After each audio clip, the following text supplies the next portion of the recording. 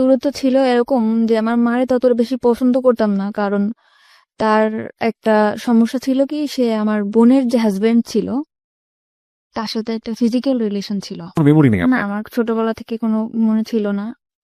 শুধু এটাই মনে পড়ে যে আমার মার সাথে আমার বেশি দূরত্ব ছিল একটা কারণেই। আপনার বোনের বিয়ে হয়েছিল মানে কত বছর বয়সে? বোনের বিয়ে হয়েছিল কত বছর বয়সে এটা বলতে পারবো না, কিন্তু ওর বিয়ে ছিল ক্লাস 3-তে থাকতে। ক্লাস 3-তে থাকতে আপনার বোনের বিয়ে হয়েছিল? মানে কিভাবে এটা পসিবল? আপনি কি জেনেছেন পুরো স্টোরিটা আমাদেরকে একটু বলেন তো। আমি পুরো ক্লিয়ার হয়েছে মানুষের কাছ থেকে যে আমার যে বোনের হাজবেন্ড ছিল ওনার সাথে আমার মায়ের একটা ফিজিক্যাল রিলেশন ছিল। এটা আপনি মানুষের কাছ থেকে শুনতেন? কার কার কাছ থেকে শুনতেন? এটা আমার নানুর কাছ থেকে শুনতাম, আচ্ছা, আমার খালাদের কাছ থেকে শুনতাম। আমরা তো আমার নানুদের ফ্যামিলিতে বড় হয়েছি, আমার দাদা বাড়ি বরিশাল। আপনার সামনে কিভাবে বলতো তারা? আমি জিজ্ঞাসা করতাম যে কি জিজ্ঞেস তার করতেন? ভাইয়া এরকম কেন করে। মার ভাইয়া এরকম কেন করে? হ্যাঁ, তখন আমারে বলতো যে তোর ভাইয়ার সাথে তোর মার সম্পর্ক আছে, প্রেম আছে। এইগুলো কারা বলতো? আমার খালা বলতো, নানু বলতো, মামিরা বলতো, এরা বলতো। তখন আমি বলতাম যে প্রেম কি জিনিস, তখন আমি ছোট ছিলাম, আমি ততটা হয়তো বা বুঝতাম না। ওকে। তো তখন আমি সবসময় চেষ্টা, যখন আপনি এগুলো শুনতেন, আপনি তো অনেক ছোট ছিলেন, আপনার ভেতরে ফিলটা কি হতো?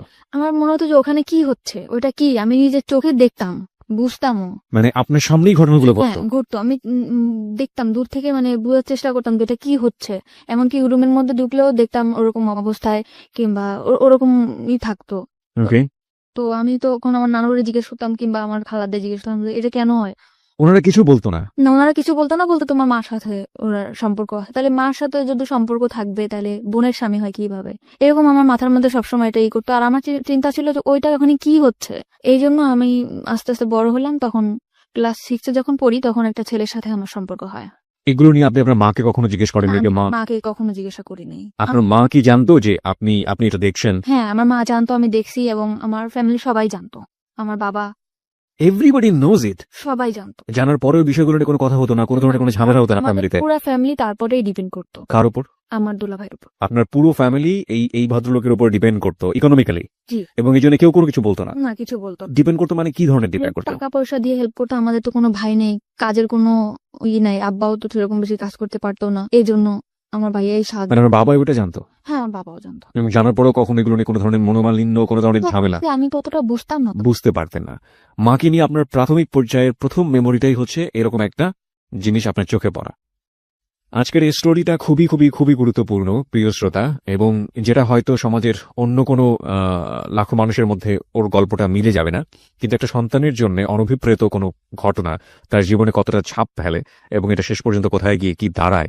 আমাদের সামাজিক মানসিকতার জায়গাতে আমরা যে সোশ্যাল সাইকিয়াট্রিক যে ব্যাপারগুলো আমাদের চারপাশে ঘটে যায় সেগুলো গণমাধ্যমে খুবই কম আসে, এবং এগুলো যে মানব জীবনে কতটা গুরুত্বপূর্ণ, নেগেটিভলি এগুলোর ইম্প্যাক্ট কতটা ভয়াবহ হতে পারে, কিংবা আদৌ একটা মানুষের জীবনে কতটা প্রভাব ফেলে, সেগুলো নিয়ে আজকের এই হ্যালো উইথ 920 অনেক দূরে এগিয়ে যাবে। আমরা একটু ওকে জানার চেষ্টা করি আসলে।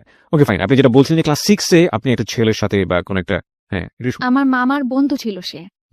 তো আমি তার সাথে কথা বলতাম, সব ধরনের আর কি ফাজলামি করতাম। তখন আস্তে আস্তে বললো যে তোমার আমার খুব ভালো লাগে, তোমার আমার পছন্দ। ঠিক আছে। তখন আমিও আর কি ছিলাম যে ভালোবাসা কি জিনিস, ফার্স্ট টাইম 6-এ থাকতে এরকম আসছে, তখন আমিও এটার মধ্যে করলাম। তখন আমি ওরে বললাম কি, আমি আমার মার বিষয়টা ওরা শেয়ার করলাম যে আকাশ, ওর নাম ছিল আকাশ, আকাশ এরকম আমার মা আর ভাইয়া এগুলা করে, তুমি আমার সাথে করবা? তখন ও বললো যে তুমি অনেক ছোট, আর আমাদের মধ্যে এরকম কেন হবে, যা হবে বিয়ের পর হবে। যেই খবর ওরা, আমি বলছি যে চলো আমরা একটা কিছু করবো, ওইখানে কি হয় তুমি আমার একটু বুঝাও। যখনই বলতাম একটু বুঝাও, ও এড়াই যেত, কেমন জানি করতো না। ও আবার অনেক খারাপ ছিল ছেলেটা, যেরকম অনেক ধরনের নেশা করতো, এর জিনিস ছিনতাই করতো, ও করতো। তারপরও ওরাকে আমি অনেক ভালোবাসতাম।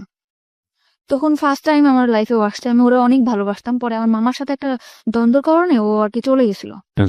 তারপরে আমি আমাদের স্কুলে যাইতাম, ওই বিষয়টা আমার মাথার মধ্যে সবসময় থাকতো যে ওইটা কি, ওইটা আমার জানতে হবে, ওইটা কি। মানে বাবা, মা এবং দুলা ভাইকে যে অবস্থায় দেখেছেন, দেখছি। তখন আমি আরেকটা ছেলের সাথে সম্পর্ক হয়, তার নাম হচ্ছে ইমরান। দোকানে, মানে ওর একটা দোকানে কাজ করতো। ওকে স্কুলে যাইতাম আসতাম, ওখানে ওর সাথে আমার রিলেশন হয়। এখন আমি ওকে বললাম যে একটা কিছু করি, তা বলতো কি যে বিয়ে করতে হবে। তাহলে আমি যদি বিয়ে করতে চাই চলো, আমার সবসময় ধারণা ছিল যদি বিয়ের পরে এই জিনিসটা হয় তাহলে ইমরানটা আমি যেভাবে বিয়ে করবো। একটু জাস্ট বোঝার জন্য, মানে আপনার ওই বিষয়টার প্রতি এক ধরনের কিউরিওসিটি গ্রো করে। সবসময় মাথার মধ্যে খেলতেছে যে ওইটা কি হচ্ছে, ওখানে কি হলো, আমি ওইটা চাই। আকাশ বললো যে বিয়ে না করে এটা করা যাবে না, এই জন্য আমি চিন্তা করলাম যে আমি এটা বিয়েই করবো, সে যেই ছেলেই হোক। বিয়ে জিনিসটাও কি আপনি বুঝতেন না? আপনি এই বিষয়টা মার সাথেও কখনো শেয়ার করেননি, বড় বোনের সাথেও কখনো শেয়ার না। করেননি? আমি কারোর সাথে শেয়ার করি নাই। কেন কারোর সাথে করেননি? আমি মার সাথেও কথা বলতাম না, বড় বোনের সাথেও কথা বলতাম না, খুব কম। বড় বোনের সঙ্গে কেন কথা সে বলতেন? সবকিছু জানতো তো। জানার পরেও সেই বিষয়গুলোর না, আপনি বুঝতেন ব্যাপারটা খারাপ? হ্যাঁ অবশ্যই, কারণ যেখানে ঘরের আড়ালে হইতেছে, একটা কোণে হচ্ছে, অন্ধকারে হচ্ছে, তখন কেন এটা হবে না? আমার নানুদেরকে জিজ্ঞেস করলে বলতো যে এরকম এরকম ভালো না, উল্টাপাল্টা কথা বলতো। তো এগুলো নিয়ে আপনার মার সঙ্গে নানুদের সঙ্গে কোনো ঝামেলা নানুর সাথে খালার সাথে সবসময় প্রশ্ন করতাম, কিন্তু মার সাথে তত বেশি আমার মনে পড়ে না। হয়তোবা করছি কি করি নাই, কিন্তু আমার মনে পড়ে না যে মাকে কখনো প্রশ্ন করছি যে মা তুমি এটা কেন করছো। Curiosity, ultimate thing is curiosity, এবং এই কৌতূহলের কারণে আপনি একটা ছেলেকে প্রপোজ করলেন যে বিয়ে করবেন বা এরকম কিছু একটা, কারণ ও বলছিল যেগুলো বিয়ের পরে হয়, আপনার কিউরিওসিটির জায়গা থেকে। সে আমাকে বলছিল এটা বিয়ের পরে হবে, তো আমি বলছি ঠিক আছে তাহলে আমি বিয়ে করতে চাই। ও ঘুরাইতে ঘুরাইতে 7 মাস কেটে গেল। 7 মাস পরে ওরা আমি খুব জোর করলাম যে আমাকে এখন বিয়ে করতেই হবে। তখন আমি বাসা থেকে পালাই গেলাম। পালাই ওর একটা ফ্রেন্ডের বাসা গেলাম। যাওয়ার পরে সে রাত্রের বেলা অনেক দূর ওর ফ্রেন্ডের বাসা, ওদের বাসাও আমাকে নেয় নাই। মানে ও বেশি বড় না, দুজন মানে 2 বছরের বড় ছোট এরকম হবে। আর তত বেশি ভালো কাজও করে না যে আমার চালাইতে পারবে। তারপরেও ফ্যামিলির অমতে বিয়ে করছে আমার ওই যে ওর সাথে আপনার বয়সের ডিফারেন্স কত ছিল? 2 বছর। মাত্র 2 বছরে। তখন আপনি ক্লাস 6 এ পড়েন। তার মানে আপনার বয়স যদি 11 হয়ে থাকে তাহলে ওর বয়স 13 থেকে 14 বছর। না, তখন আমি ক্লাস 8 এ পড়ি। তখন আপনি ক্লাস 8 এ পড়েন। ওকে, তার মানে আপনিও নাবালিকা এবং সেও নাবালক বলা যেতে পারে। তখন আপনার সে 2 বছরের বড় হলে ওর বয়স 16 বছরের মতো হবে, আপনার তখন 14 মতো। ওকে, বলুন তারপর। তারপরে আমাদের ওই রাত্রেবেলা আমি ওরে বললাম যে এখন তো কিছু করতে পারো। তো বলতেছে যে হ্যাঁ অবশ্যই করতে পারি। তখন আমাদের মধ্যে একটা হলো। তখন আমি বুঝতে পারলাম যে এই জিনিসটা এইটাই, এটার মধ্যে তেমন কোনো কিছুই না, এইটাই। তখন আমি আমার মার প্রতি আমার তত আরো বেশি ক্ষোভ হলো, ঘৃণা হলো যে এই কাজটা তো হাজবেন্ড ওয়াইফ করতে পারে, তো আমার মা আর দুলাভাই কেন করবে। এরপরে ওর বাড়িতে নিয়ে গেল 3-4 দিন পর, ওর ফ্যামিলি থেকে মানতে চায় না, তারপরও মেনে নিল। মানে আপনি বিয়ে করার পর আপনার ফ্যামিলিতে জানালেন যে হ্যাঁ, আমার আপনি বিয়ে- ফ্যামিলি থেকে তো অনেক ঝামেলা করতেছে। ওই যে আমার সে মামা আসে তো মনে করেন ওরে মারটা দিতে যেতেছে, এ করতেছে ও করতেছে, ওর নামে কেস করবে। বিয়েটা আপনারা কোথায় করলেন, কিভাবে করলেন? বিয়েটা করছি কাজী অফিসে। আমার নিবন্ধনের কাগজও চাইছিল, ওর একটা বড় ভাইরা দিয়া আর কি 18 বছর করে নিছিল। তখন একটা কাজীরে দিয়ে আমার বিয়েটা করাইছিল। তারপর বাড়িতে আসলাম, পরে আমার মা বললো ঠিক আছে মাইনে নেবো, তো তুমি বাসায় আসো। তো আমি বললাম ঠিক আছে বাসায় আসবো। বাসায় আসতে বেড়াইতেছি, তখন আমার মা ওরে খুব মার দিল। মার দেওয়ার পর আমি রাত্রে আবার চলে গেলাম। রাত্রে চলে গেলাম ওর বাসায়, যে মারাদুর যখন করছে আমি বাসাতেই থাকবো, আমার বাসায় আমি আর আসবো না। আমার ফ্যামিলির সাথে টোটাল যোগাযোগ বন্ধ। হঠাৎ করে একদিন আকাশ আমার হাজবেন্ডের নাম্বারে ফোন দিছে যে আমি ওর মামা হয়ে কথা বলবো। আমার আকাশের প্রতি অনেক বেশি ভালোবাসা ছিল। আকাশ মানে তোমার ফার্স্ট লাভ? হ্যাঁ। ওকে। তখন আমার মা বাবা বললো যে তুই যদি আকাশের সাথে বিয়ে করতিস তাও মানে নিতাম, তো তুই ফিরায়, আমরা একদম তোর তো ছোটবেলা থেকেই স্বপ্ন ছিল, মানে আমার ইচ্ছা ছিল যে আমার একটা ফ্যামিলি হবে, সুন্দর শ্বশুর বাড়ি। আমি সবসময় গল্প করতাম যে আমার এরকম শ্বশুর বাড়ি হবে ওরকম। তখন বললো যে আকাশের সাথে বিয়ে কর, বিয়ে করার পরে তো আমরা মেনে নিব। তখন আমি বললাম যে ঠিক আছে। ইমরানটা কিন্তু আমি সত্যি ভালোবাসতাম না, শুধু ওই বিষয়টা জানার জন্যই আমি তার বিয়ে করছিলাম। মানে শুধু কিউরিওসিটি নিবারণ করার জন্য। My goodness. ওকে। পরে আমি আকাশে বললাম ঠিক আছে আকাশ আমি তোমার বিয়ে করবো, তুমি আমার বিয়ে করবা। তখন আমার মা ওরে শিখা দিলে যে বলো যে হ্যাঁ বিয়ে করবো। তখন বললো যে হ্যাঁ অবশ্যই তোমার বিয়ে করবো, তোমার আমি ভালোবাসি না। তখন আমি আমার বাড়িতে চলে আসলাম। আসার পরে তার 4 দিন পর ডিভোর্স করলাম ওরে। মানে ডিভোর্স করলেন আপনি নিজের ইচ্ছা? আমি নিজে ইচ্ছা ডিভোর্স। জাস্ট এই কথাটা বলাতেই ফ্যামিলি থেকে যে আকাশের ব্যাপারটা হলে হতো, হ্যাঁ, আপনি নিজে থেকে আমার ডিভোর্স মা করে দেন? বাবা সবাই বললো যে হ্যাঁ ঠিক। বাবা বলে নাই, বাবা কখনোই আমার কোনো কথার মধ্যে আসে নাই। মা বললো, বোন বললো যে ঠিক আছে ওর সাথে বিয়ে দেবো, তুই আয়। তখন আমি চলে আসলাম। আয়সা আমি বললাম ঠিক আছে তো আকাশের সাথে বিয়ে দাও। এখন আকাশের সাথে আমার বিয়ে দিতে চায় না। এখানে একটা বিষয় আপনাদেরকে একটু নোট করে প্রিয় শ্রোতা, আমাদের মানে পারিপার্শ্বিক এবং সামাজিক জায়গা থেকে সেক্সুয়াল এডুকেশন বা কি বলা যেতে পারে এটাকে, যৌন শিক্ষা আমরা যেটাকে বলি, সেটা প্রপারলি হয় না। কারণ আমাদের সোসাইটিতে এটাকে ট্যাবু মনে করা হয় এবং এটা একটা গোপন বিষয়। এটাকে নিয়ে কথাবার্তা বলা সন্তানদের সামনে, কিংবা এই বিষয়টা নিয়ে এইভাবে ওপেনলি একটা কথা হতে পারে, এই বিষয়গুলো আমাদের সমাজের চোখে ভালোভাবে দেখা হয় না। কিন্তু কিউরিওসিটির জায়গাতে একজন নাবালিকা কিংবা একটা শিশু যদি এই বিষয়টি কোনোভাবেই ভুল ব্যাখ্যার শিকার হন, কিংবা কিউরিওসিটির জায়গাতে তাকে যদি প্রপারলি এডুকেশনটা না দেয়া হয়, সেটা তার জীবনে আসলে কি হতে পারে, সেটার একটা বেস্ট এক্সাম্পল হচ্ছে আমাদের আজকের এই পাখির জীবনের প্রথম পর্যায়ের একটা গল্প। শুধুমাত্র একটা অবৈধ সম্পর্ক, যেটা বোঝে না অবৈধ সেটাও সে বোঝে না, এরকম একটা সম্পর্ক দেখে তার ভেতরে কিউরিওসিটি হয়েছিল যে আসলে জিনিসটা কি, এটা আমি বুঝতে চাই, এবং তার জন্য সে বিয়ে করে ফেলেছে। না সে বিয়ে জানে, না সে শারীরিক কোনো সম্পর্ক জানে। আমি স্পেশালি থ্যাঙ্কস জানাই যে ইদানিং আমাদের শিক্ষাক্রমে ক্লাস 8 এর পাঠ্য বইয়ের পাশাপাশি এরকম বিশেষ করে সেক্সুয়াল এডুকেশনের জন্য একটি পাঠ্য বইয়ের ব্যবস্থা করা হয়েছে, এবং যেখানে খুব সুন্দরভাবে বিষয়গুলোর ব্যাখ্যা দেওয়া হয়েছে শারীরিক জ্ঞান অর্জনের জন্য। কোনটা পজিটিভ কোনটা নেগেটিভ হলে কি ধরনের ক্ষতি হতে পারে এবং এটা কোন বয়সে কি কি করা উচিত, আমার মনে হয় এটা আমাদের বিশেষ করে এই ধরনের ঘটনা থেকে অনেকখানি বাচ্চাদেরকে দূরে রাখবে। তবে দিস ইজ রিয়েলি টাফ, কারণ যেই ব্যারিয়ারটা আমরা ভাঙার চেষ্টা করছি, এতদিন যে ধরনের একটা অবয়ের মধ্যে ছিলাম, এগুলো নিয়ে কথা বলা যায় না, এগুলো নিয়ে কথা বলা পাপ, এগুলো নিয়ে কথা বলা অন্যায়, এবং এই ধরনের ব্যাপারে ছেলে মেয়েদেরকে সামনে নিয়ে আসা, ছেলে মেয়েদের এই কিউরিওসিটিগুলো নিবারণ করা বা ওদের সব বিষয়ে কিউরিওসিটি দেখলে ওদেরকে দমিয়ে দেয়া, এই বিষয়গুলো মারাত্মক রকম ভাবে টাফ করে দিবে আমাদের এই বিষয়টাকে। কিন্তু আমার মনে হয় যে যদি পজিটিভ কোনো রেজাল্ট আমরা পাই এবং পাওয়ার সম্ভাবনা যেহেতু আছে, সুতরাং এই জিনিসগুলোকে পজিটিভলি ছেলে মেয়েদের সামনে আনা উচিত।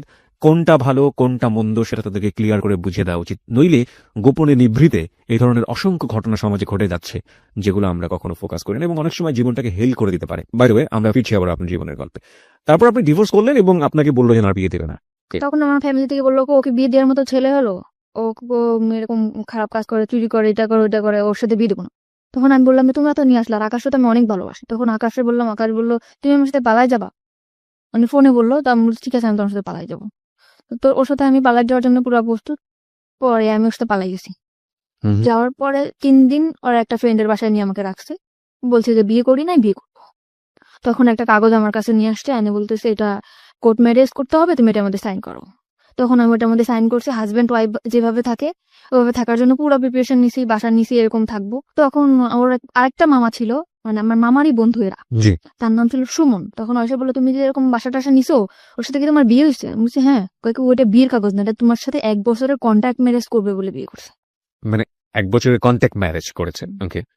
আমি তখন ওইটাও বুঝি না যে কন্ট্যাক্ট ম্যারেজ আসলে কি। আমি বলছি আমার কাগজটা দেখেন, আমি পড়তে পারবো। তখন আমার ও কাগজটা আকাশও দেখেন, আকাশ নিখোঁজ।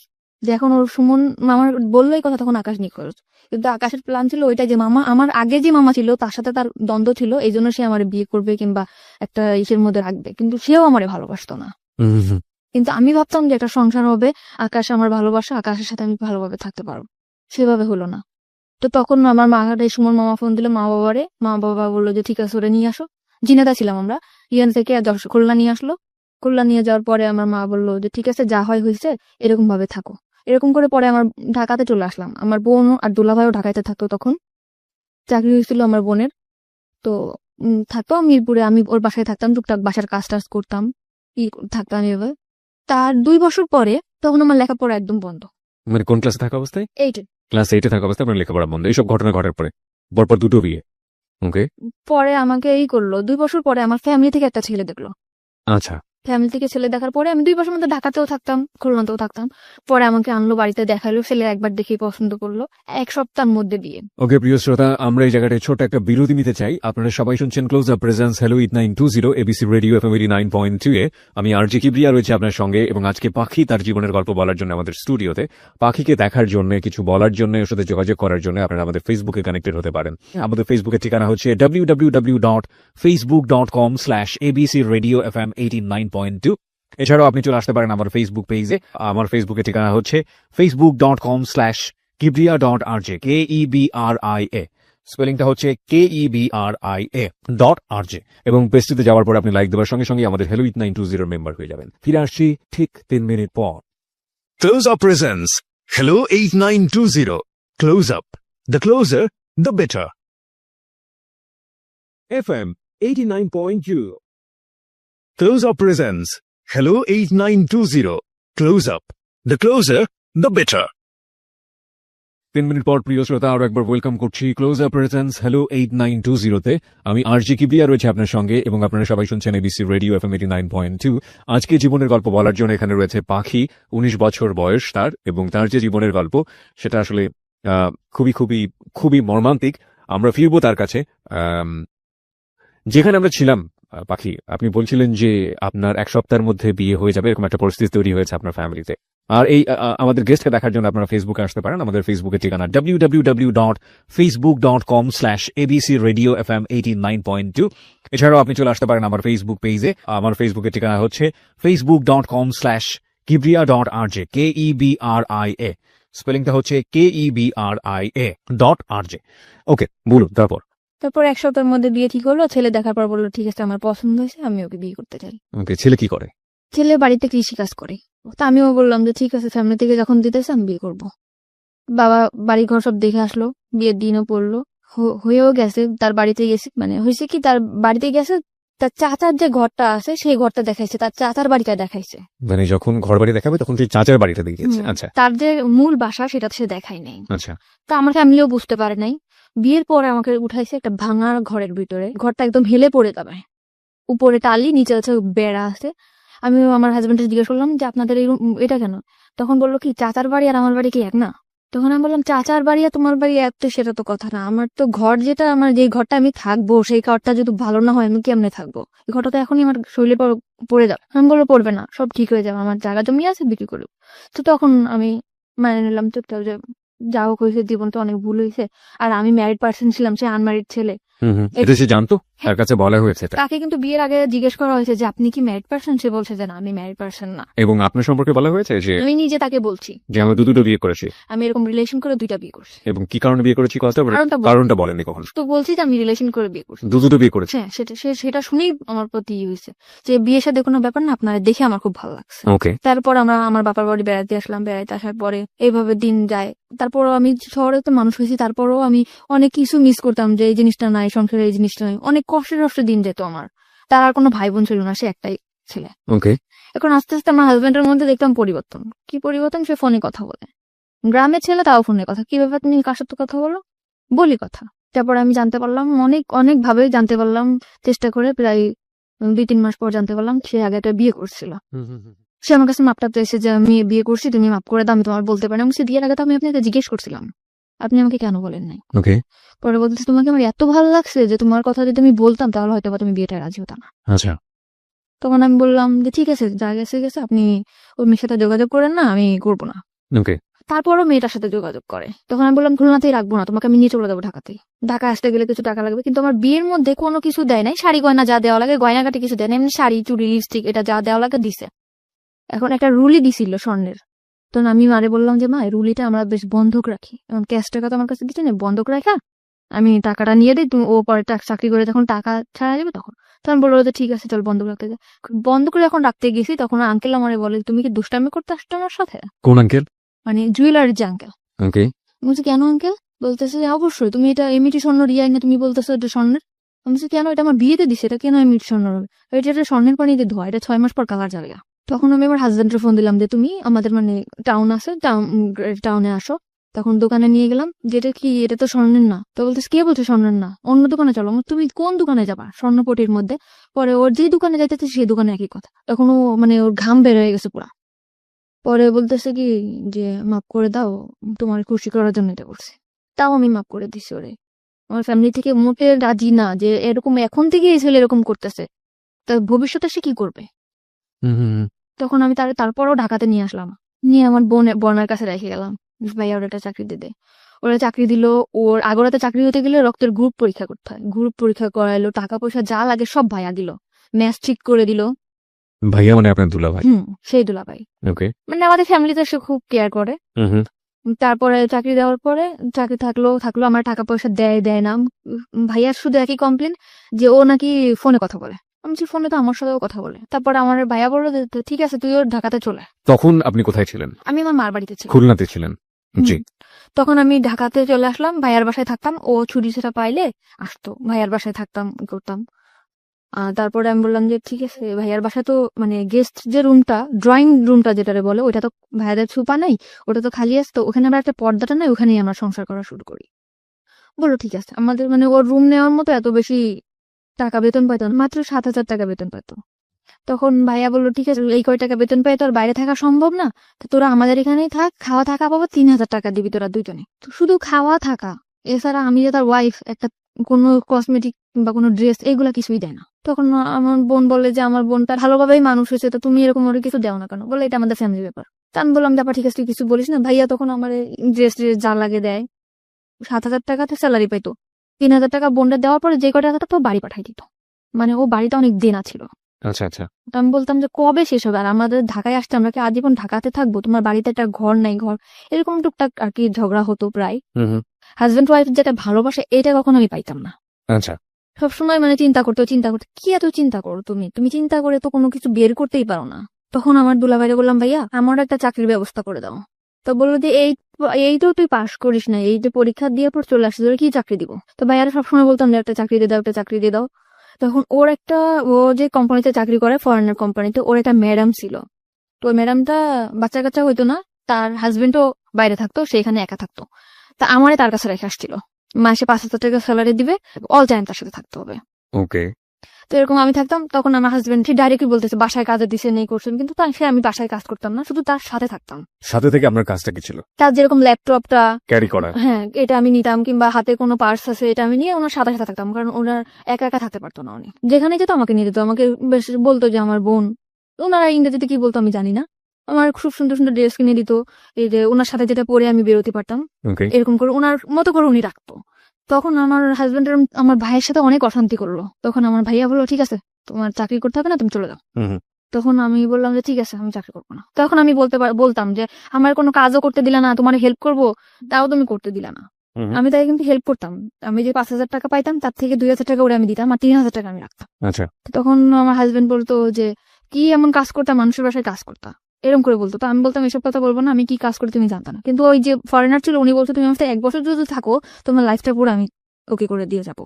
তখন চলে আসছি যখন বাসায়, রান্না বান্না করে খাই দেয়, এরকম করে আমার হাজবেন্ড করে কি ওই মেয়ের সাথে যোগাযোগ করে, আগের ওয়াইফের সাথে। আচ্ছা। তখন আমি বললাম যে তুমি এরকম কেন তার সাথে কথা বলো?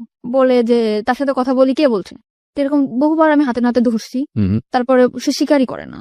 তারপর আমার সাথে অনেক ঝামেলা করে, ঝগড়া করে, এই করে। পরে আমি বলছি যে তুমি যদি এরকম করে থাকো, তার সাথে তুমি থাকো, আমার সাথে কোনো যোগাযোগ করে তার সাথে থাকো, যাও। এক কথা বলার সাথে সে তার কাপড় চোপড় নিয়ে আমার ভাত থেকে নেমে চলে গেছে। ওকে। যাওয়ার পরে একটা মেসেজ উঠছে, তখন আমি ফোন দিয়ে আমার ফোন রিসিভ করো না, বলে কি তুমি যদি আমার সাথে আসতে চাও তাহলে এখন আসো। আমি আমার ফ্যামিলির বললাম আমি কি করবো, তোমরা দেখে শুনে বিয়ে দিছো, সে প্রথম থেকে এরকম করতেছে, আমি কি করবো এখন? বলে তার সাথে তুমি কোথাও যাবে না, তুমি তোমার ভাইয়ের বাসায় থাকো। তখন আমি আমার ভাইয়ের কাছে, বোনের কাছে থাকতে লাগলাম। আমার প্রথম 2-1 দিন, 4-5 দিন, 1 মাস 2 মাস ফোন দিছে, পরে আমার কোনো ফোন দিত না। ওকে। তখন আমার ভাইয়ার বলার পরে ভাইয়ার ইটফোর্স সিকিউরিটি সার্ভিসটা আছে, ওখানে যোগাযোগ করে আমার একটা চাকরি নিল লেডিস সিকিউরিটি গার্ডে। তারপরে ওখানে আমি চাকরি করলাম 1 বছর মতো। 1 বছরের মধ্যে আমি কারোর সাথে মিশতাম না। আমি অফিস বাসা অফিস, ঢাকা শহর মানে এই সময় হাজবেন্ডের সাথে কোনো সম্পর্ক না। নেই বা ডিভোর্স হয়নি? না, ওকে। ঢাকা শহর সম্বন্ধে আমার কোনো ধারণাই নেই। বোরকা পরতাম, বেশ বাসা থেকে যেরকম বড় বড় জামা পরতাম, গ্রামে থেকে যেরকম আসতাম ওরকমই ছিলাম। 1 বছর পরে আমার ওই যেখানে চাকরি করতাম ওইখানে একটা ল্যান্ড ওনার ছিল, ল্যান্ড ওনার। ওখান থেকে আমার সে অফার করে তার সাথে, মানে ওই বিল্ডিং এর ল্যান্ড ওনার। ওকে। ওই ল্যান্ড ওনার আমার প্রপোজ করে যে মানে বিভিন্ন ভাবে, তুমি দেখতে অনেক সুন্দর, তোমার লুকিংটা অনেক সেক্সি, তোমার দেখতে খুব ভালো লাগে। পরিচয়টা হলো কিভাবে? মানে উনি আসে যায়, আমি সালাম করি যে স্যার আসসালামু আলাইকুম, আবার লিফটটা আমি ধরে দেই, উনি উঠে, ল্যান্ড ওনার যেহেতু, আবার আসলে ওনার হাতে যদি কিছু থাকে ওটা আমি ক্যারি করি। তো এই জন্য উনি আমার মানে ডাকলো যে তুমি একটু উপরে আসো, 13 তলায় আসো। আমি গেছি জি স্যার। পরে বলতেছে তোমার লুকিংটা অনেক সুন্দর, তোমার আমার খুব ভালো লাগে, তুমি আমার সাথে করবা, একদম ডাইরেক্ট। তখন আমি বললাম স্যার আপনি কি বললেন, এটা আমি আপনার সম্মান করি, তাই বলে আপনি এভাবে বলতে পারেন না। বাই দ্য ওয়ে, এখানে একটু মানে আই এম রিয়েলি কনফিউজ।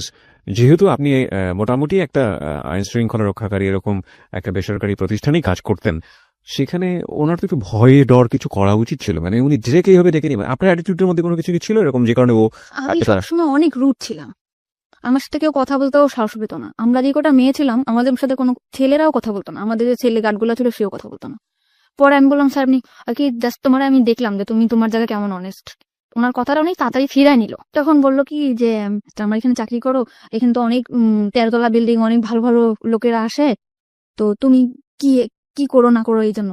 তা দেখলাম ভালো, তুমি থাকতে পারবা এখানে, 1 বছর হয়েছে, আমি চাই যতদিন এখানে আছে তুমি থাকো। তখন আমি বললাম যে স্যার ঠিক আছে। তখন সে ল্যান্ড ওনার, তার উপর আমি কিছু বলতেও পারি না। তখন আমার যে জুন কমান্ডার ছিল তাকে আমি বললাম স্যার এরকম ভাবে আমার প্রপোজ করছে। কয় তোমার তো কপাল খুলে গেছে।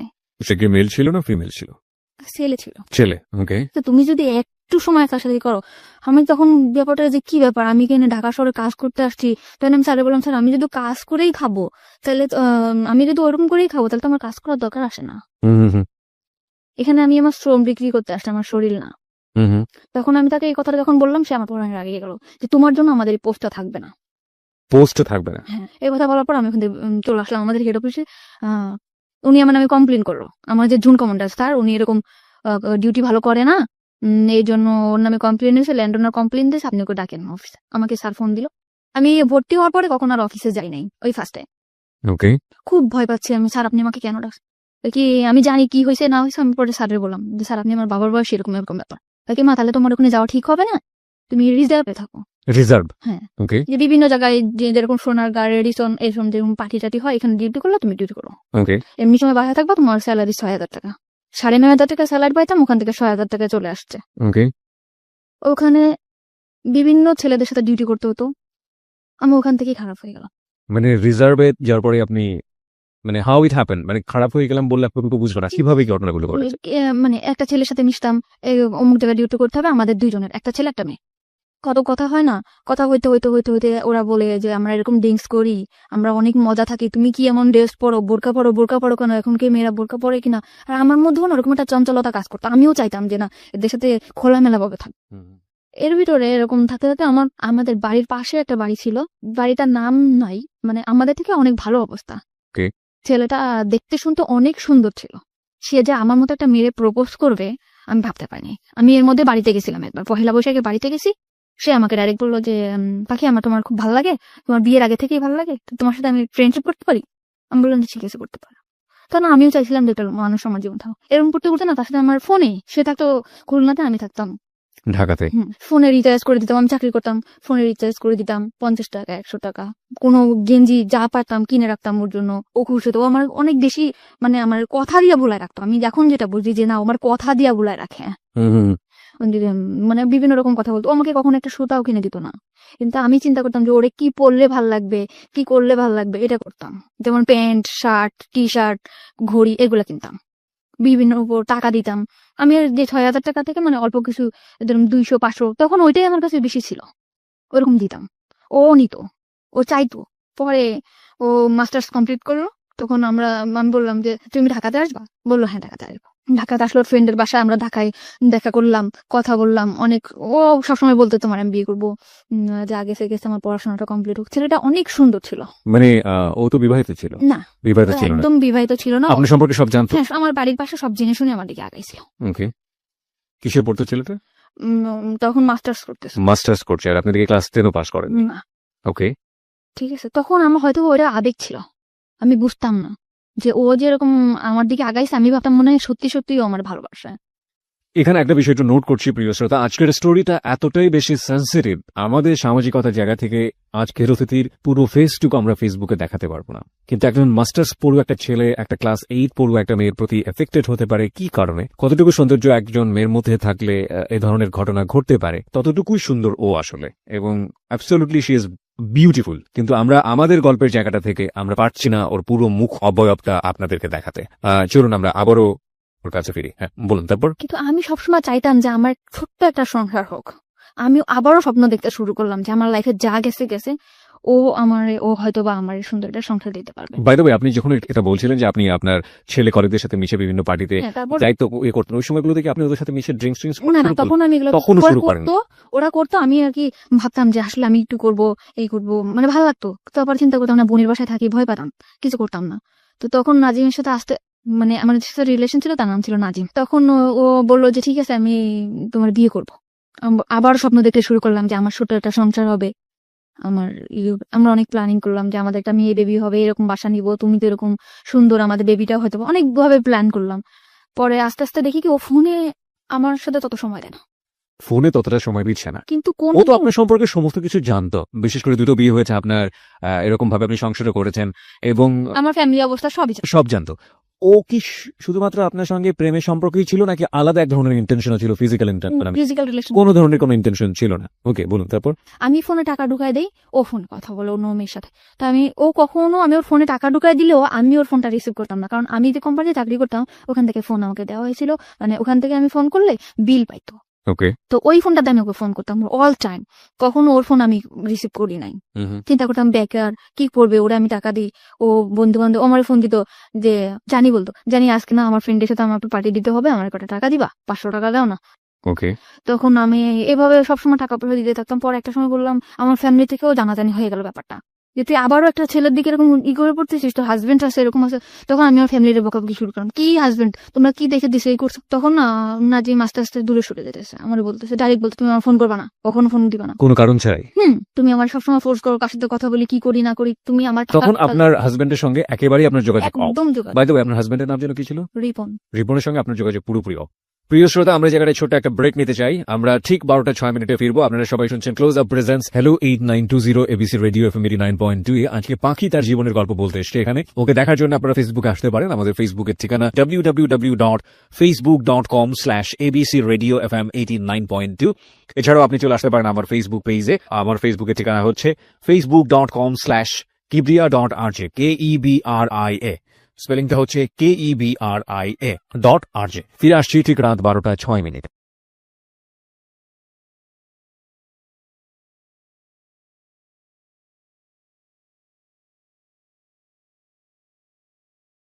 Close Up presents Hello 8920. Close Up. The closer, the better. 12:06 হচ্ছে সময়। প্রিয় শ্রোতা, আপনারা সবাই শুনছেন close up presents hello 8920 ABC radio FM 89.2 এ। আমি আরজে কিবরিয়া রয়েছে আপনার সঙ্গে, এবং আজকে পাখি রয়েছে তার জীবনের গল্পে। আপনাদের যদি জীবনের গল্প বলার জন্য মন চায়, তাহলে আপনারা আমাদেরকে ফোন করতে পারেন। আমাদের ফোন নাম্বারটি হচ্ছে 09613892892। আমি আবারও বলছি 09613892892। পাখি আপনার কাছে ফিরছি, এবং পাখিকে দেখার জন্য আপনারা চলে আসতে পারেন আমাদের ফেসবুক পেজে। আমাদের ফেসবুকের ঠিকানা www.facebook.com/abcradiofm89.2। এছাড়াও আপনি চলে আসতে পারেন আমার ফেসবুক পেজে। আমার ফেসবুকের ঠিকানা হচ্ছে facebook.com/kibria.rj KEBRIA। স্পেলিংটা হচ্ছে KEBRIA.RJ। ওকে, জি বলুন তারপর। তো রিপনের সাথে কোনোভাবে যোগাযোগ নেই, মানে আমার হাজবেন্ড কোনো যোগাযোগ করে না, কিছু না। ওকে। তখন আমি নাজিমরে বললাম বিয়ে করবে না, তখন ও বললো যে ভালোবাসলে যে বিয়ে করতে হবে এমন কোনো কথা আছে? তোমারটা আর আমারটা কি একসাথে ম্যাচ করে? এতদিন পরে সেটা বললো যে ভালোবাসলে কি বিয়ে করতে হবে। কিন্তু তোমার আমার অনেক ভালো লাগে, তোমার অনেক ভালোবাসি, কিন্তু তোমার আমার বিয়ে করা সম্ভব না। তো ওরে আমি অনেক বেশি ভালোবেসে ফেলছিলাম, মানে আমি যাকেই ভালোবাসি অনেক বেশি ভালোবাসি ফেলি। কিন্তু সবাই আমার সাথে মানে বুঝতেই পারি না যে এরা আমার সাথে এরকম প্রতারণা করতেছে। তখন নাজিম ফোন ধরে না, ফোন ধরে না। তখন এই যে আমার যে ফ্রেন্ডরা ছিল ওদের সাথে আমি মিশলাম। ওকে, মানে কলিগ যারা। কলিগ ছিল, এদের সাথে আমি মিশলাম। মিষ্টি বললো যে ড্রিঙ্কস করা ভালো লাগবে। পরে আমি এক পর্যায়ে ড্রিঙ্কস করলাম। ড্রিঙ্কস করলে সত্যিই দেখলাম ভালো লাগে। মানে ওই যে নাজিমের বিষয়ে যে কষ্টটা, কিংবা আমার যে পুরা মার দিক দিয়ে কষ্ট, কিংবা হাজবেন্ডের দিক দিয়ে কষ্ট, আমার কোনো কষ্টই নেই। পুরা দমে ড্রিঙ্কস করলাম। এমন ড্রিঙ্কস করতেছি আমার মধ্যে চেঞ্জ দেখে আমার দুলাভাই আমার দিকে হাত বাড়াইলো। যেরকম আমার বোন অফিসে গেছে, আমার দুলাভাই হঠাৎ আমার এসে পিছন দিয়ে ধরে বলে, তোর আমার খুব ভালো লাগে, তোর হাজবেন্ড নিয়ে আমি তোরে ভালোবাসি। তখন আমি আমার বোনকে বললাম, বোন তুই কোথায়? বাসায় আসছে। বাসায় আসার পর আমার 17,000 টাকা ছিল, ওর কাছ থেকে টাকাটা নিয়ে আমি বাসা দেখে চলে গেলাম। তো আরেকটা মেয়ের নিলাম, মেয়েটার নাম ছিল মেঘলা। ওরে নেওয়ার পর ও আর আমি থাকতাম। তো ওখান থেকে আরো সুন্দরভাবে ড্রিঙ্কস করতে পারতাম। বাসায় কখন আসলাম কখন গেলাম, ড্রিঙ্কস করে চিল্লাইতাম, কানতাম, নাজিম করে ওরে ফোন দিতাম, কোনো ছিল না। কিন্তু আমি ওখান থেকে ড্রিঙ্কস করা শুরু করলাম। ওই বন্ধু বান্ধব ছিল, মানে শেয়ারে, কিন্তু আমি 200 টাকা দিতাম, ও 200 টাকা দিত, এরকম একটা বোতল কিনে নিয়ে আসতো, বোতল কিনে খেতাম, খাইতে বাসায় যেতাম, মাতলামো করতাম, তো এরকম করার পরে এখন রিজার্ভে ছিলাম। তো আমি পরে নতুন একটা পোস্ট লাগবে 1 তারিখে, গেল বছর, যে বছরটা চলে গেল, ওই গেল বছরের এই 1 তারিখে 1 তারিখে পোস্ট লাগছে। লাগার পর আমার এই যে জুন কমান্ডার ওনার সাথে আমার পরিচয় হলো, যে ঠিক আছে আপনার জন্য আমি ডিউটি করব এরকম একটা খ্রিস্টান প্রতিষ্ঠানে। তখন আমার খ্রিস্টান প্রতিষ্ঠানে দিল, আমি ওখানে ডিউটি করতাম। ডিউটি করার পরে ওখানে ডিউটি করতেছি 2টা মেয়ে, আমি আর একটা মেয়ে, আর ওই বাসাটায় থাকতাম। তা আমার হাজবেন্ড আমার সব দিক দিয়ে যোগাযোগ বন্ধ ছিল, কোনোভাবে আমার সাথে কোনো যোগাযোগ করতো না। তা আমার যে ছাড়টা ছিল উনি আবার আমার খুব হেল্প করতো, মানে কিরকম আমি ঠিক মতো বাসায় যাচ্ছি কিনা, কি করতেছি না করতেছি, এই বিষয়টা সে দেখতো। তারপর আমি ড্রিঙ্কস করতেছি, এটা অনেকভাবে বাধা দিত, যে পাখি আপনি ড্রিঙ্কস করবেন না, এরকম না করতে। আমি আমি আপনার না কেন শুনবো, আমি আপনার না শুনবো না, আমি একজনের ভালোবাসি, এরকম আমি এত বেশি ভালোবাসতাম, চিল্লাপাল্লা করতাম, ড্রিঙ্কস করতাম, রাস্তাঘাটে চিল্লাপাল্লা করতাম। তখন আমারে বললো যে একটা মানুষ এত ভালোবাসতে পারে। তখন আমার ওই স্যার নাজিমকে ফোন দিল, যে ভাইয়া একটা মেয়ে আপনাকে কতটা ভালোবাসে। তখন ও বললো যে হ্যাঁ মেয়েটা অনেক ভালো, আমি ওকে ভালোবাসি, কিন্তু ওকে আমার পক্ষে বিয়ে করা সম্ভব না। নাজিম এটা বললো। তখন আমার সব কলিগরা ওকে একবার করে ফোন করলো, যে ভাইয়া, মানে আপনি সব কলিগের কাছে আপনার উইকনেসটা দেখাতেন, যে আপনার দুর্বলতাটা দেখাতেন। আমি ড্রিঙ্কস করার পরে আমি আর সব সময় ওরকম ওরে ফিল করতাম, আমি আগের মতো ডিউটি করতে পারতাম না, করতে পারতাম না ওরকম। তারপরে আমার করলো, আমি ওখান থেকে সরে আসলাম আস্তে আস্তে, মানে ফ্রেন্ডদের কাছ থেকে সরে আসলাম, কিন্তু আমি বাসায় ড্রিঙ্কস করতাম। তখন আমার স্যার বললো যে তুমি এভাবে ড্রিঙ্কস করো না পাখি, তুমি আসলে অনেক ভালো মেয়ে, এরকম বিভিন্ন রকম কথা বলতো। কিন্তু ওই পোস্টে আমি ঠিক মতো আবার ডিউটিটা করতাম। আমার কোনো জায়গা থেকে আমার ডিউটির কারণে কখনো চাকরিটা যেত না। ওকে, আমি ঠিক মতো ডিউটি করতাম। ডিউটি আওয়ার্সের পরে আমি উল্টাপাল্টা করতাম, যেরকম ড্রিঙ্কস করতাম, আবার বাইরে ঘুরতে যেতাম, এটা করতাম। তখন আমার স্যার আমার দিকে আগে আসলো। কিভাবে আগে আসলো?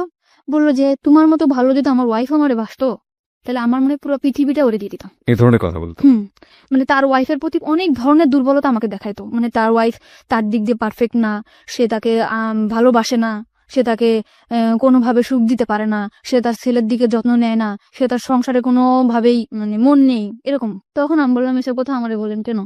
তখন আমার মনের মধ্যে কিন্তু নাজিমই আছে। আর সে মানে অফিস আওয়ারের পরে আমার নিয়ে ঘুরতে যেত, আমিও যেতাম, আমার ড্রিঙ্কস করে যেত, ঘুরতে যেত, করতো। তখন আমি খুশি ছিলাম, ভালোই ছিলাম। ওকে, তারপরে না হইলো, ওনার ওয়াইফ যখন বাড়িতে গেছে তখন আমি আর উনি একদিন ড্রিঙ্কস করছি। উনি ড্রিঙ্কস করলে কোনো প্রবলেম হয় না, ওকে, কিন্তু আমি ড্রিঙ্কস করার পরে আমি মানে পুরো অ্যাবনর্মাল হয়ে যায়। তখন আমি চিন্তা করতাম, মানে আমার সেন্সই থাকতো না। কিন্তু ওই নাজিমকে কল করতাম, নাজিমকে কল করে এটা করতাম ওটা করতাম, উল্টাপাল্টা চিল্লাপাল্লা করতাম। তো ওনার ওয়াইফ যখন বাড়িতে গেছে, ওনার বাসায় আমাকে নিয়ে গেছে। এটা কি আপনি জানতেন আগে থেকে যে ওর ওয়াইফ বাড়িতে আছে? না, আমি কিছু জানতাম না। আমরা কিন্তু কুড়িল বিশ্বরের একটা বার আছে, ওখানে থেকে ড্রিঙ্কসটা বাইরে এনে ড্রিঙ্কস করছি। এটা জায়গায় বসে ড্রিঙ্কস করার পর আমি অ্যাবনর্মাল হয়ে গেছি। পরে উনি ওনার বাসায় আমাকে নিয়ে গেছে। নিয়ে যাওয়ার পরে সত্যি কথা আমার সেন্স ছিল না তখন, হয়তোবা আমাদের মধ্যে ফিজিক্যাল কোনো রিলেশন আছে, হয়তোবা মানে কি আমি শিওর। ওকে, আপনি পরবর্তীতে শিওর হয়েছেন? ওকে, হয়েছে। তার মানে ড্রিঙ্কস করার অনেক রাত্রেবেলা আমার মানে সেন্স একদম আমি এখানে স্যার, আমি এখানে কেন? তখন বলতেছে কি যে তোমার আমার খুব ভালো লাগে, তোমার সবকিছু পারফেক্ট, আমার ওয়াইফের থেকে তুমি অনেক বেটার, এরকম করে বললো। তখন আমি খুব কাঁদতেছি যে আপনি এটা কি করলেন, আপনার সাথে আমার এটা কেন হলো, এরকম করে। তখন মাইনে নিছি। নেওয়ার পরে না তখন চাকরিটা বাঁচানোর ভয়, তখন ভয় পেতাম কি হয়তো বা চাকরিটা থাকবে না। চাকরি না থাকার ভয়টা কেন ছিল? মানে চাকরি করতাম, এটা তো কোনো সরকারি চাকরি না, এটা যখন তখন চলে যেতে পারে। আপনি যার কথা বলছেন উনি চাইলে আপনার চাকরি ডিসমিস করে দিতে পারেন। হ্যাঁ, একজন জুন কমান্ডার ছিল, সে চাইলে চাকরি ডিসমিস করতে পারতো। কারণ ফার্স্ট যেখানে চাকরি করতাম উনি কিন্তু তখন আমার নামে কমপ্লেইন করার পরে আমার চাকরিটা ওখান থেকে যাওয়ার পরে আমি রিজার্ভে আসছিলাম। ওকে, সো আপনার এই ভয়টা কাজ করতো? হ্যাঁ, এই ভয়টা কাজ করতো, এই যে আমার যদি কোনোভাবে চাকরিটা না যেত। তারপর এরকম যে আমার বিভিন্ন জায়গায় ঘুরতে নিয়ে যেত, বিভিন্ন জিনিস গিফট করতো, কিনে দিত। আপনি এগ্রি করে গেলেন? হ্যাঁ, আমি এগ্রি করে গেলাম যে নাজিমের অ্যাবসেন্টটা কিন্তু সে ঢুকে পড়ছে আমার লাইফে এত দ্রুত। মানে কি বেশ কিছুদিন হয়েছে, 4 মাস এরকম। সে এরকম একটা মানুষ যে সে কিভাবে যেন আমার ক্যাশ করে ফেললো। আর তারা আমি কিন্তু ফার্স্ট টাইমে বলতাম যে আপনার আমি কখনো ভালোবাসবো না। আমি তারা আরো বলতাম যে আপনার ওয়াইফ আছে না, এরকম এরকম জিনিস গিফট করবেন, এইভাবে সে অনেক ওয়াইফকে কিভাবে কনভিন্স করবে? হ্যাঁ, সে তার ওয়াইফকে কিন্তু অনেক চেষ্টা করতো, কিন্তু তার ওয়াইফ সেরকম ধরনের ছিল না অ্যাকর্ডিং টু হিজ ল্যাঙ্গুয়েজ, মানে তার ভাষ্য অনুযায়ী। ওকে, তার কথা অনুযায়ী সে ওরকম ছিল না, সে পারফেক্ট ছিল না। ঠিক আছে, তারপরে এরকম আমার তখন আপনার আগের হাজবেন্ডের সঙ্গে আপনার না, আমার ডিভোর্স হয় নাই। আমার আগের হাজবেন্ডের সাথে আমার ডিভোর্স ছিলই না। আমার হাজবেন্ডের সাথে আমার কোনো যোগাযোগও ছিল না। তারপরে এই করছে, এরকম আসতে যেত আমার ডিউটি আওয়ার্সের পরে, তার সাথে আমরা একসাথে ঘুরতে যেতাম, খাইতাম। ঠিক আছে, এরকম ভাবে ছিল। সে এরকম আস্তে আস্তে আমার একদম অনেক কাছে চলে আসলো। সে মনে করেন আমার ডিউটি আওয়ার্সের পরে আমার না দেখলে পাগল হয়ে যেত। যেমনি হোক আমার বোঝাতো, সে চলে আসতো। কোথায় চলে আসতো? অফিসের ওখানে চলে আসতো, আইসা আমার নিয়ে বাসায় নামায় দিয়ে আসতো। যেহেতু সে একজন অফিসার এবং তার আন্ডারে তো অনেক এমপ্লয়ি কাজ করে, বাকি সবাই বুঝতো না ব্যাপারটা, এবং তার জন্য এটা প্রেস্টিজিয়াস না? দূরে থাকতো অফিস থেকে, মনে করেন এখান থেকে 10-5 মিনিট হাঁটে যাওয়া লাগবে, এরকম এতটা দূরে থাকতো সে আমার রিক্সায় যাইতে কষ্ট হবে দেখে সে রেগুলার, একটা ভাঙা রোড ছিল, ওই ভাঙা রোডে রেগুলার আমার জন্য বাইক নিয়ে দাঁড়ায় থাকতো। ওকে, ওকে, ওখান থেকে আমাকে নিয়ে ওখানে নামায় দিয়ে আসতো। নামায় দিয়ে আসতে যেতে এরকম রেগুলার দিয়ে আসতো। তারপরে আমি বুঝলাম যে আসলে সে আমাকে অনেক ভালোবাসে, ওকে, অনেক ভালোবাসে। তারপরে আমি আস্তে আস্তে ওনার প্রতি দুর্বল হলাম। যখন আমি দেখলাম যে না, তার ওয়াইফ তার প্রতি না, তখন আমি তার প্রতি দুর্বল হলাম। ও দুর্বল করে ফেলছিল আমাকে, এমন মানে ওয়াইফ তার প্রতি ডিভোটেড না, এটা তো তার ল্যাঙ্গুয়েজ ছিল, তার ছিল। আর আমিও বুঝতাম। কিভাবে বুঝতেন? মানে সে যখন ফোনে কথা বলতো, মানে তার ওয়াইফের বলতো একটু পানি দাও তো, তুমি নিয়ে খাও। এটা আপনি ফোনে শুনতে পাতেন? হ্যাঁ, এটা আমি শুনতে পেতাম। তুমি নাও কিংবা এদিকে আসো তো, মানে আমি শুনতাম। তার ফ্যামিলি সম্পর্কে আপনি কতটুকু জানতেন? শুধু ওই ওয়াইফের বদনামই জানতেন নাকি আরো অন্য কিছু জানতেন?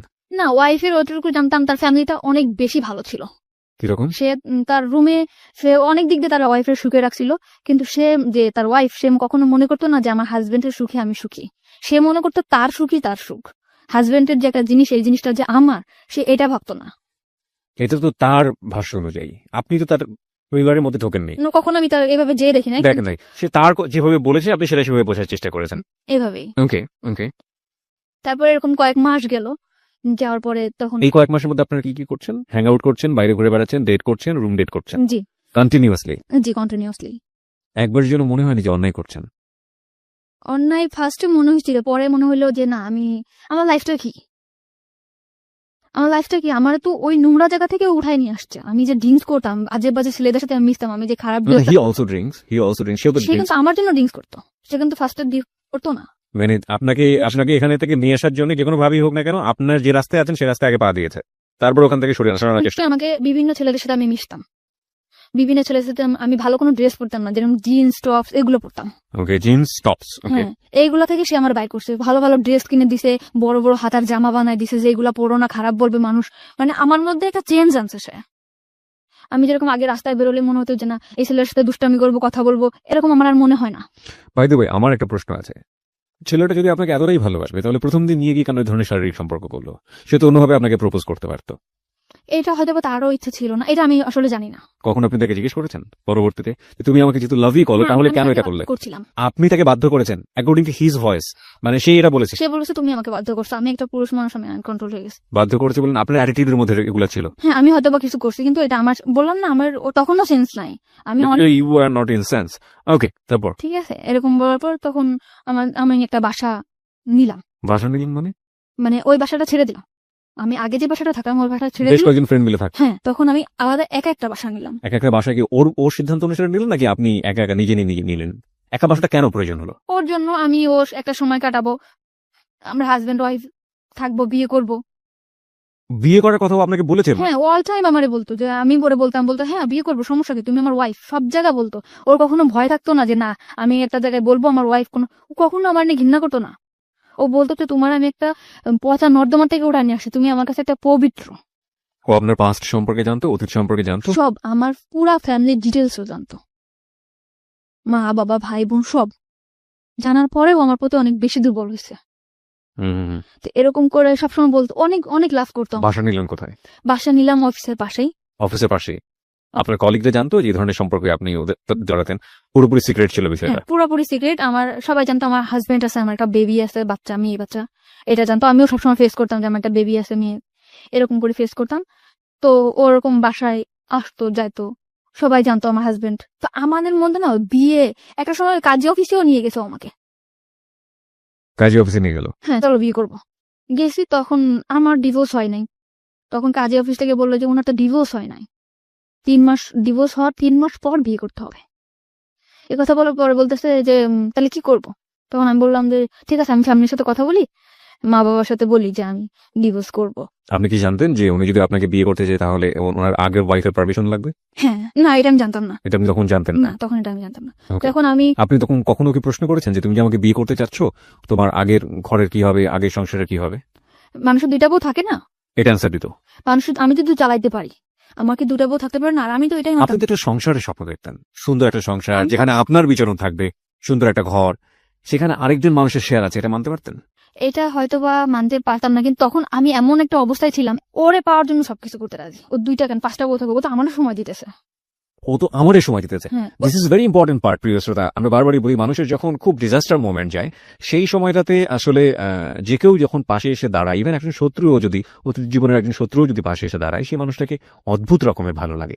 কিন্তু সেটার মধ্যেও যে এক ধরনের জটিলতা থাকে, সেটা ভবিষ্যতে একসময় মেঘ কেটে যাবে, আকাশ পরিষ্কার হয়ে যাবে, তারপর এই মানুষের যে কন্ডিশন, ফ্যামিলি কন্ডিশন বা এই মানুষের যে অবস্থা, সেটা আসলে আমার জীবনকে কতটা প্রভাবিত করতে পারবে ইন এ পজিটিভ সেন্স, ওই জিনিসটা কিন্তু মাথার মধ্যে কাজ করে না। আর ওর একটা ব্যাকগ্রাউন্ড কথা আপনারা চিন্তা করবেন, ও তখন বয়স খুব বেশি হলে 17 থেকে 18, এবং ওর এডুকেশন, ওর ফ্যামিলি ব্যাকগ্রাউন্ড, ওর যে অবস্থা, সবকিছু জায়গা থেকে এটা অত্যন্ত লোভনীয় মনে হয়েছে ওর কাছে। সব দিক থেকে মেন্টালিও অনেক বেশি ডিপেন্ডেন্ট হয়ে গেছে। আর ফিজিক্যাল ব্যাপারটা তো ওর জন্য কি, সেটা ছোটবেলা থেকে যারা শুনছেন একেবারে প্রথম থেকে তারা বুঝতেই পারছেন। হ্যাঁ, বলুন। তারপর তখন বাসা নিলেন? তো কাজী অফিসার কাজী আমাদের বললো যে তোমার বিয়ে তো করতে হবে, বিয়ে তো করবা, আজ করো 3 মাস পরে করবো। কিন্তু সবচেয়ে বড় কথা হলো মানুষের শরীর, লোক দেখানো বিয়ে এবং ইসের বিয়ে থেকে, কাগজে কলমে বিয়ে, হাদিস মোতাবেক বিয়ে, যেটা থেকে সবচেয়ে মনের বিয়েটাই বড়। এটা হলে না, তখন আমি এটার মধ্যে কাজ করতে, যে আমাদের তো মনের বিয়ে তাহলে হয়েই গেছে, বিয়ে করবো। আর ও যেখানে যাবে, আমার ওয়াইফ, সব জায়গায় বলতে আমার ওয়াইফ, আমি বলতাম আমার হাজবেন্ড। আমার নাম কিন্তু ইসলাম ছিল না, আমি কিন্তু ইসলাম দিছি। কেন ইসলাম, মানে আপনি আপনার রিলিজন কি? আমার হচ্ছে আক্তার। মানে আপনি ধর্ম তো ইসলাম, হ্যাঁ ইসলাম, ইসলাম কেন দিলেন? ওর নামের সাথে ইসলাম আছে এই কারণে, তার নামটার শেষে ইসলাম আছে, যে কারণে আপনি ইসলাম যোগ করে নিয়েছেন। ওকে, তখন থেকে কিন্তু আমার নামের পিছনে ইসলাম যোগ করলাম, এবং সে নাকফুল, এই যে নাকফুলটা তার দেওয়া, যে আমাদের বিয়ে হয়েছে এভাবে। ও নাকফুলটা সে আপনাকে গিফট করলো? হ্যাঁ, সে আমাকে গিফট করলো। ওকে, তো নাকফুলটা গিফট করলে, যে হাজবেন্ডের নাকফুল থাকে, আমি নাকফুল পরলাম। দেন বাসা যেরকম, আমার বাসাটা সবসময় গুছানো গাছানো থাকতো, সে যেরকম পছন্দ করতো, সে কিন্তু অনেক বেশি পছন্দ করতো যে আমি যাতে সবসময় টিপটাপ গুছানো গাছানো থাকতাম। এরকম আমি সবসময় গুছাই গাছাই রাখতাম। আর বাসার ফার্নিচার গুলো কি সে কিনে দিল? আমার বাসার যা কত টাকা ভাড়া ছিল বাসা? 5,500 টাকা। ওকে, তো এরকম সবকিছু সে কিনলো, টিভি, তারপরে আপনার যা যা সংসারে যা যা লাগে সব সে কিনলো। মানে সে আরেকটা সংসার করলো এখানে নতুন করে। Okay. তাকে দেখে কখনো বোঝা যাবে না যে সে কখনো আমার ভবিষ্যতে ঠকাবে। ঠিক আছে, এরকম করে থাকলাম কিছুদিন। থাকার পরে আমি আবারও, মানে আমি এটা থাকলেও না, আমার ফ্যামিলিতে হয়েছে এর মধ্যে মিস করছি।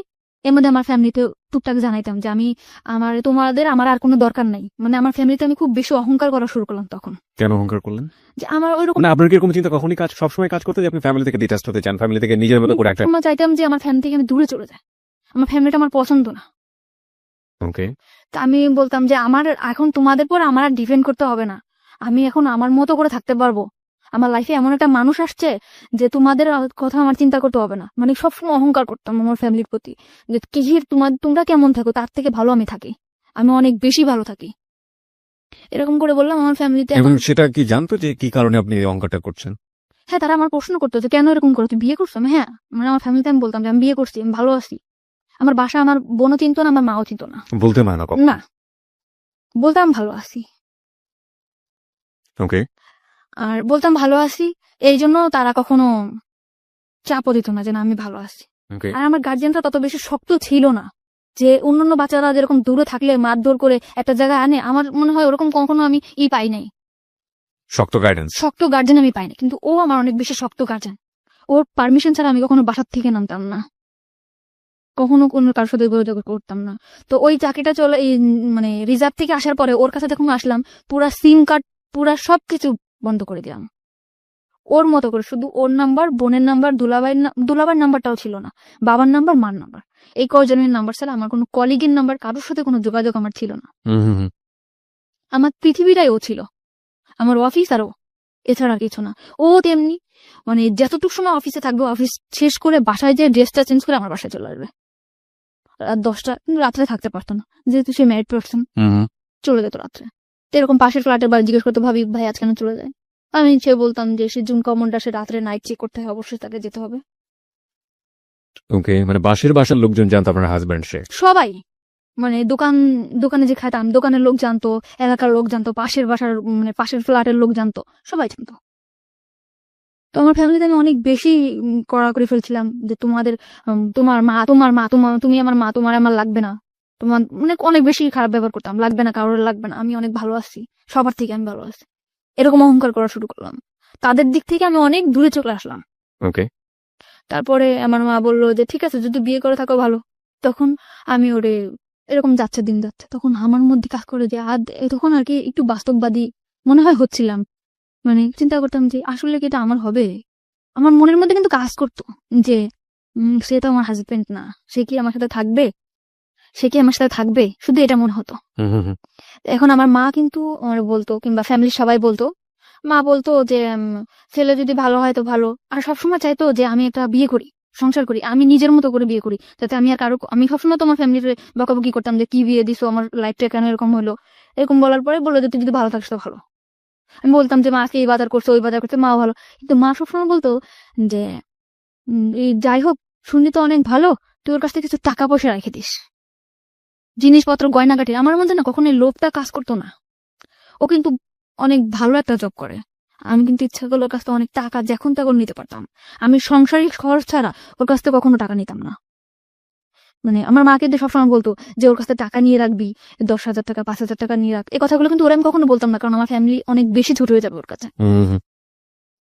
ঠিক আছে, এরকম টাকার কথা বলতো। মামি, আপনার মা কবে জানলো ওর সম্পর্কে? মা তো পরে বলার কথা। বোনের বাসা থেকে চলে আসার পরে কিভাবে? ফোন দিয়ে বলছি, আমি ফোন দিয়ে বলছি। ফোন দিয়ে কি বলেছিলেন? যে আমি মানে আমার বললো যে তুই বাড়িতে আসিস না, যোগাযোগ করিস না। তখন আমি বললাম ভালো আছে, আমি বিয়ে করছি।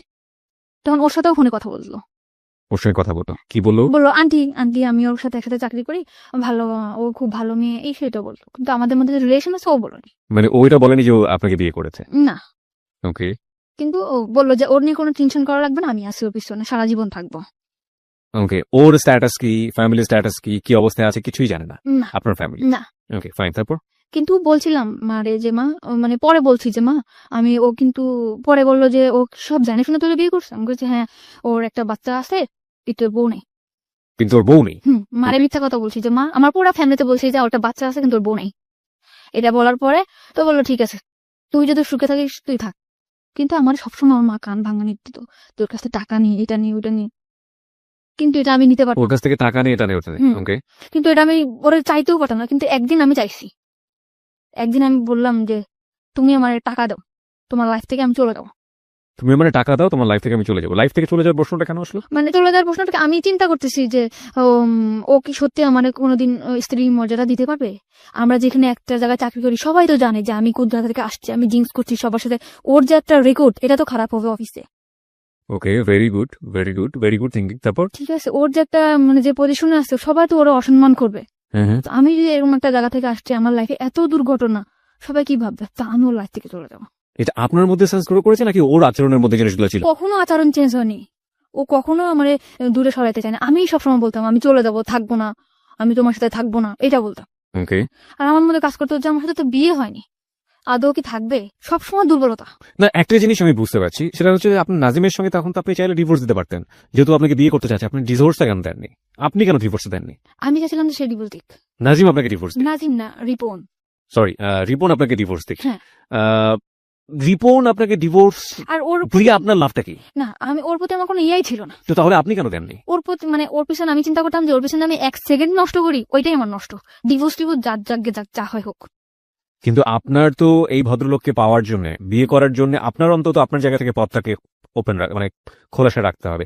সেই জায়গাটা থেকে তো আপনাকে সিঙ্গেল স্ট্যাটাসে আসতে হবে। আপনি তো কাগজে কলমে তখনও কারো না কারো বিবাহিত বউ। তো আপনার কখনো মনে হয়নি যে আপনি ওকে ডিভোর্স দিয়ে দিবেন, রিপনকে ডিভোর্স? তো বহুবার মনে হচ্ছে যাই ডিভোর্স করি, আবার মনে হচ্ছে না করবো, সমস্যা কি? কিন্তু ওইভাবে যদি আমি জানতাম যে আসলে আমাদের অমুক ডেটে বিয়ে, কিংবা আসলে বিয়েটা মানে হচ্ছে, ফিক্স করা যদি থাকতো তাহলে আপনি এরকম একটা, কিন্তু আসলে বিয়ের ব্যাপারটা খুব ইমোশনাল ছিল, চলো করে ফেলি, চলো করে ফেলি, তারপর আবার যা সেরকম অবস্থায় চলে যাওয়া। ওকে, মানে সিরিয়াস ছিলেন না আপনার আলটিমেটলি। ইমোশন যখন আসতো তখন সবকিছু করে ফেলবো, ইমোশনটা থেমে গেলে আবার আগের জায়গায়। Very important. ওকে, তারপর? তখন আমি ওরে বললাম যে আমি তোমার লাইফ থেকে চলে যাবো। তখন ও বললো কেন চলে যাবা? আমি তো থাকবে না, কারণ এইভাবে হয়, তুমি কখনো আমার সাথে রাত্রে থাকতেছো না, তুমি আমার বিয়ে করতেছো না, আমি এভাবে কি সংসার জীবন হয়? আমার একটা সংসার নয় এটা। তখন ও বললো যে তুমি আমার লাইফ থেকে চলে যাও, তুমি টাকা চাচ্ছ, তুমি টাকা নিবা, কিন্তু এই বাসায় থাকবা, তুমি এই বাসা থেকে কোথাও যেতে পারবা না। ও টাকার নিয়ে আপনাকে প্রশ্ন করেনি যে তুমি টাকা দিয়ে কি করবা? কোনো দিনও প্রশ্ন করে নেই, কোনো প্রশ্ন সে করেনি। না। টাকা চাচ্ছ, টাকা নিবা। হ্যাঁ, Okay, টাকা তারপর? চাচ্ছ, টাকা নাও, তোমার অ্যাকাউন্ট করে দিয়েছি, অ্যাকাউন্টে রাখো, তাও ভালো, কিন্তু তোমার আমি কখনো আমার জীবন থেকে তুমি যাইতে পারবা না। প্রিয় শ্রোতা, আমাদের আর একটা বিরতির সময় হয়েছে, আমরা এখানে একটা বিরতি নিতে চাই। আপনারা সবাই শুনছেন close up presence hello 8920 ADC radio FM 89.2 এ। আমি আরজি কিবরিয়া রয়েছে আপনার